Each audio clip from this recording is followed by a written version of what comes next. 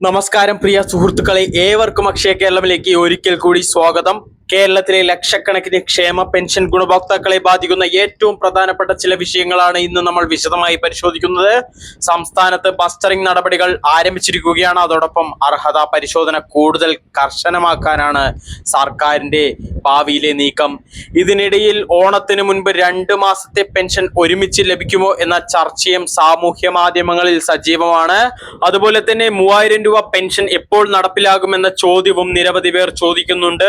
ഇന്നത്തെ വീഡിയോയിൽ നമ്മൾക്ക് ഈ കാര്യങ്ങൾ പരിശോധിക്കാം. മസ്റ്ററിംഗ് എന്താണ്, എന്തിനാണ് ഇപ്പോൾ സർക്കാർ പരിശോധന ശക്തമാക്കുന്നത്, ആരൊക്കെയാണ് പെൻഷൻ നഷ്ടപ്പെടാൻ സാധ്യതയുള്ളത്, ആരാണ് ആശങ്കപ്പെടേണ്ടത്, ആരാണ് ആശങ്കപ്പെടേണ്ടതില്ലാത്ത സാഹചര്യമുള്ളത്, 3000 രൂപ പെൻഷൻ സംബന്ധിച്ച സർക്കാർ നിലപാട് എന്താണ്, ഓണത്തിന് 4000 രൂപ ലഭിക്കുമെന്ന വാർത്തയുടെ യാഥാർത്ഥ്യം എന്താണ്, എല്ലാം നമ്മൾക്ക് ഈ വീഡിയോയിൽ ചർച്ച ചെയ്യാം.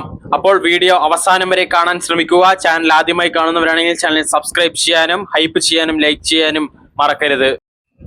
കേരളത്തിലെ സാമൂഹിക സുരക്ഷാ പെൻഷൻ പദ്ധതികൾ രാജ്യത്ത് തന്നെ ഏറ്റവും വലിയ ക്ഷേമ പദ്ധതികളിൽ ഒന്നാണ്. വയോജന പെൻഷൻ, വിധവാ പെൻഷൻ, ഭിന്നശേഷി പെൻഷൻ, അവിവാഹിത വനിതാ പെൻഷൻ തുടങ്ങി നിരവധി വിഭാഗങ്ങളിലായി ലക്ഷക്കണക്കിന് ആളുകൾ മാസം തോറും സർക്കാർ സഹായം വാങ്ങുന്നുണ്ട്.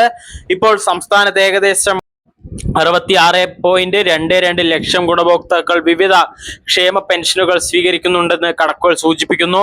ഇതിൽ 51.87 ലക്ഷം പേർ സാമൂഹിക സുരക്ഷാ പെൻഷൻ കൂടാതെ 14.35 ലക്ഷം പേർ വിവിധ ക്ഷേമനിധി ബോർഡുകളിലൂടെ പെൻഷൻ സ്വീകരിക്കുന്നവരുമാണ്. ഇത്രയും വലിയ വിഭാഗത്തിന് എല്ലാ മാസവും പെൻഷൻ നൽകാൻ സർക്കാരിന് വലിയ സാമ്പത്തിക ബാധ്യതയാണ് വരുന്നത്. അതുകൊണ്ടാണ് സർക്കാർ ഇപ്പോൾ അർഹരായവർക്ക് മാത്രം പെൻഷൻ ഉറപ്പാക്കാനുള്ള നടപടികളിലേക്ക് കടക്കുന്നത്.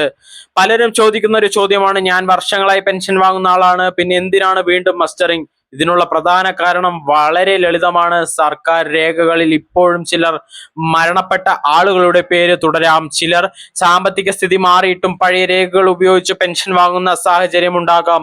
ചിലർ മറ്റ് പെൻഷനുകൾ ലഭിച്ചിട്ടും സാമൂഹിക സുരക്ഷാ പെൻഷൻ വാങ്ങുന്നുണ്ടാവാം. ഇത്തരം സാഹചര്യങ്ങളിൽ കണ്ടെത്താനാണ് ഈ മസ്റ്ററിംഗ് നടപടി. ഇത് എല്ലാ വർഷവും നടക്കാറുണ്ട്. എന്നാൽ ഇത്തവണ പരിശോധന കൂടുതൽ കർശനമാക്കുമെന്നാണ് സർക്കാർ സൂചന.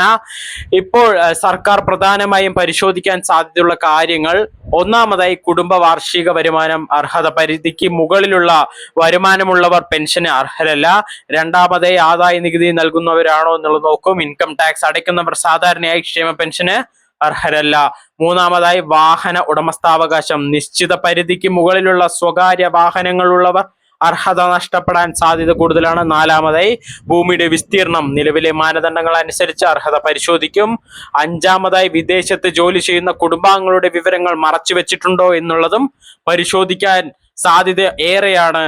ഇനി യാഥാർത്ഥ്യത്തിൽ എല്ലാ മാനദണ്ഡങ്ങളും പാലിക്കുന്നവർ ഭയപ്പെടേണ്ട കാര്യമില്ല. നിങ്ങൾക്ക് അർഹതയുണ്ടെങ്കിൽ രേഖകൾ കൃത്യമാണ്, മസ്റ്ററിംഗ് പൂർത്തിയാക്കിയിട്ടുണ്ട് എങ്കിൽ അനാവശ്യമായി നിങ്ങൾ ആശങ്കപ്പെടേണ്ട കാര്യമില്ല. പക്ഷേ തെറ്റായ വിവരങ്ങൾ നൽകി പെൻഷൻ വാങ്ങുന്നവർക്ക് പരിശോധന കർശനമാക്കാൻ സാധ്യതയുണ്ട്.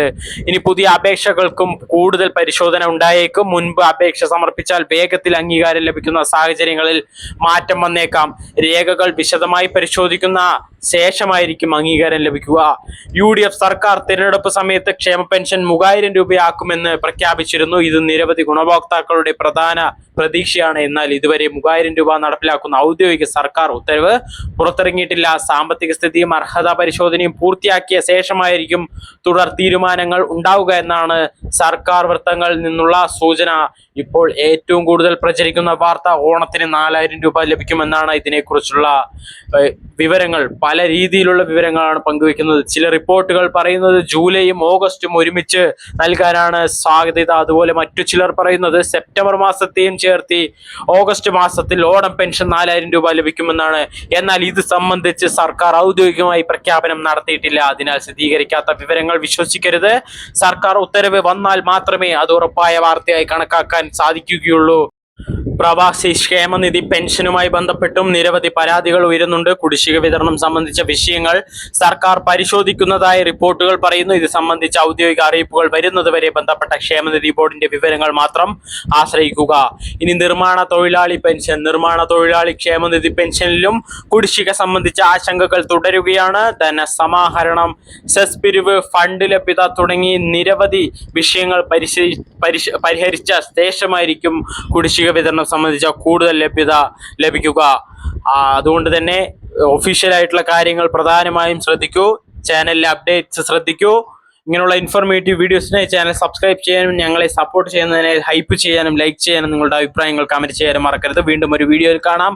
അതുവരേക്കും നന്ദി, നമസ്കാരം.